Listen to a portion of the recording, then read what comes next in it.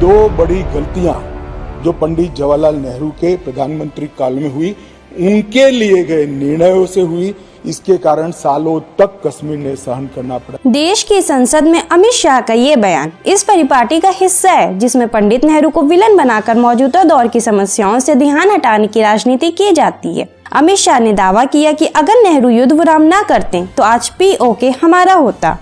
सबसे बड़ी गलती जब हमारी सेना जीत रही थी, पंजाब का एरिया आते ही सीज फायर कर दिया गया और पाक ऑक्यूपाई कश्मीर का जन्म हुआ।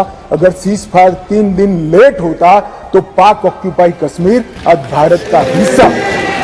अमित शाह के बयान पर फारूक अब्दुल्ला ने बयान देते हुए कहा, अमित शाह को कुछ नहीं मालूम, सिर्फ इतिहास पर राजनीति कर रहे हैं। अगर सेना को डाइवर्ट नहीं किया जाता तो पूंछ और राजौरी भी नहीं बच पाते। फारूक अब्दुल्ला को लेकर हो सकता है कि व्हाट्सएप यूनिवर्सिटी के छात्र ये सोच सकते हैं कि कश्मीर के मुस्लिम नेता हैं, इसलिए गलत बयानी कर रहे हैं, लेकिन ऐसे लोगों को पता होना चाहिए कि फारूक अब्दुल्ला के पिता शेख अब्दुल्ला ने कश्मीर में भारतीय सेना की मदद के लिए पब्लिक की एक आर्मी पाकिस्तान के खिलाफ लड़ने के लिए खड़ी कर दी थी, जिसमें महिलाएं भी शामिल थी। ये तस्वीर आप देख सकते हैं जिसमें पंडित नेहरू पीपल्स मिलिशिया में शामिल महिलाओं से मुलाकात कर रहे हैं। वहीं RJD सांसद मनोज झा ने अमित शाह की नेहरू पर क्लास लगाते हुए कहा, जिस व्यक्ति को जानकारी कम होती है, कम पढ़ा लिखा होता है, जानकारी जुटाने की इच्छा भी नहीं होती, जिसकी पूरी ट्रेनिंग संघ की 54 छाप किताब में हो, वो इससे ज्यादा क्या बोल सकते हैं। श्यामा प्रसाद मुखर्जी के पत्र पढ़िए, महादेव देसाई को पढ़िए, बड़ी मोटी किताब है, किसी से पढ़वा लीजिए, सब कुछ पता चल जाएगा।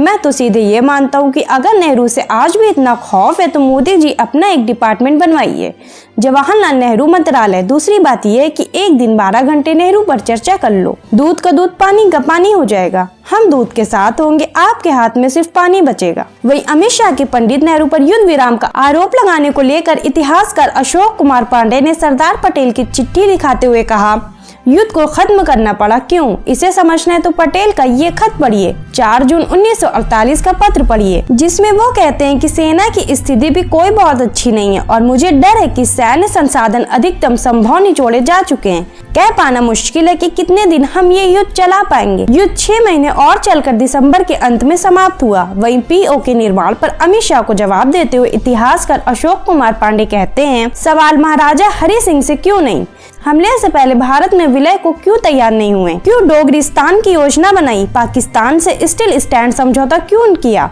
जब तक उनकी अपनी सेना बुरी तरह से हार नहीं गई, भारत से मदद क्यों नहीं मांगी। अगर विलय को तैयार हो गए होते, भारतीय सेना समय से सीमा पर लग गई होती तो पाकिस्तान के आक्रमण का शुरू में ही मुंहतोड़ जवाब दे दिया गया होता, पूरा इलाका भारत में होता। अगर आज कोई POK के लिए जिम्मेदार है तो सिर्फ हरि सिंह। हालांकि इतिहासकार अशोक कुमार पांडे और फारूक अब्दुल्ला जैसे नेताओं के बयान उस पब्लिक तक नहीं पहुंच पाएंगे जिसे टीवी और BJP के माध्यम से अमित शाह ने बता दिया कि POK पंडित नेहरू की गलतियों का नतीजा है। एक, पूरा कश्मीर जीते बगैर सीज फायर कर लिया, और दूसरा, UN के अंदर हमारे मसले को ले जाने की बहुत बड़ी गलती है। आप महापुरुषों को बदनाम करने वाली ऐसी सियासत को लेकर क्या सोचते हैं? कमेंट बॉक्स में अपनी राय जरूर दें। हमारे चैनल को सब्सक्राइब करें, बेल आइकन बटन प्रेस करें ताकि देश विदेश से जुड़ी तमाम वायरल खबरों को आप तक पहुंचाते रहें।